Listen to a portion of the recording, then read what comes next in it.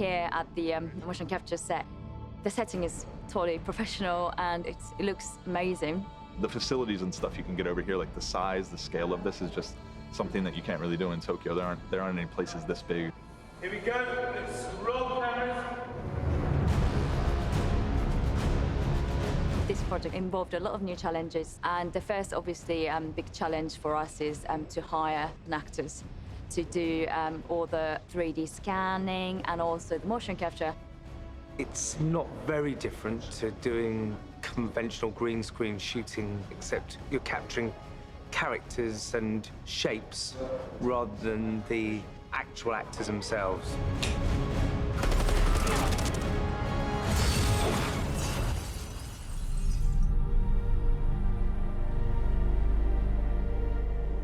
The ceremony is in less than 2 hours. We must make ready. It's really cool when you see how we're filming, how we're doing the dialogue, how immediately you see how the actors here are transformed. You can see in real time into the characters they're playing.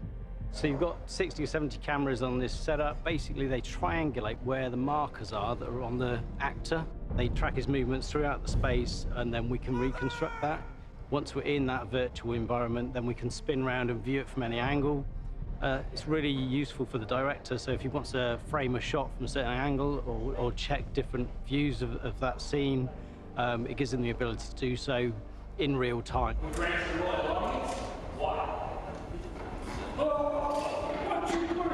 Tastes like a chocobo turd. The director, Takashi, has been very, very great. He really loves the new challenges. We could have done everything in Japan, but because he wanted to obviously try to get new audience, especially in the West, we decided to get Western actors. He wanted to use the Western actors to make sure he got the nuances and the gestures and all that kind of, all the minutiae that go into the characters. He wanted it to be natural for a Western audience.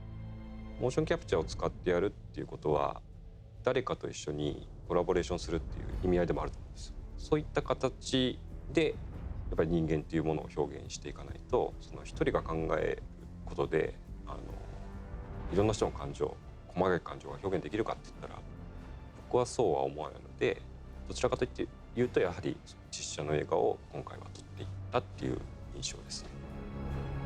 Well, I dare say everything has proceeded according to plan.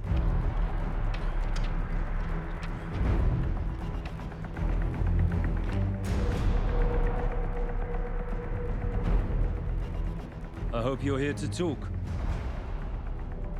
What do you want to know? A great sense of like spatial awareness is really useful for actors to just visualize that environment, because we're essentially stood in the middle of a warehouse, but we're also in a throne room with a massive flight of stairs. The actor has to create the right eye lines and that sort of thing into space, into nothing. And you just have to imagine that these are walls, big high walls, and then there's a big statue there. You kind of just have to sort of almost throw it up there in your mind's eye, and then just have to kind of see it. It has been a long time, Your Majesty. Yes. Far too long.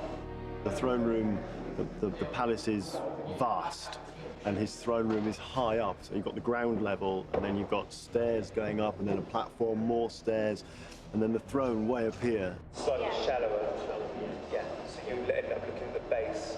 So they have this intimate conversation, but they are, I don't know, maybe 100 feet away and on different levels. So she's standing on the ground looking up at him on the throne, and he's up on the throne looking over the level. So from an acting point of view, that was very odd.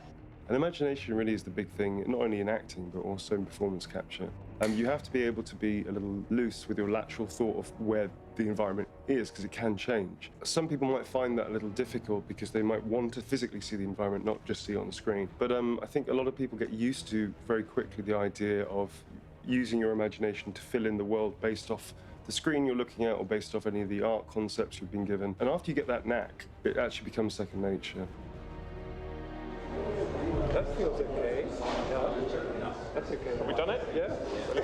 We have liftoff. With motion capture as opposed to film, you kind of have to do the big expressions as if it's theatre again. But if you're wearing a head cam, you've got a camera here. So it's this, your brain goes, there's a camera there, so I've got to do nothing. And then you're like, no, but I've got to do big stuff so they can track it all. And we have the headset on so that they can know our expressions, like every point, every wrinkle on our face, everything can be as realistic as our face. It is hard to get the fine line between overacting and underacting in motion capture, so it is a bit of a skill to master. And the final thing, mix ready for war. 20 miles to the center. We're working 24/7 live in Tokyo. Actually, because of the time difference and everything, they are watching remotely. They are with us for the whole journey, even though they're not here, physically not here. It's a global collaboration, what we're doing here today. It's not easy, but it's fun.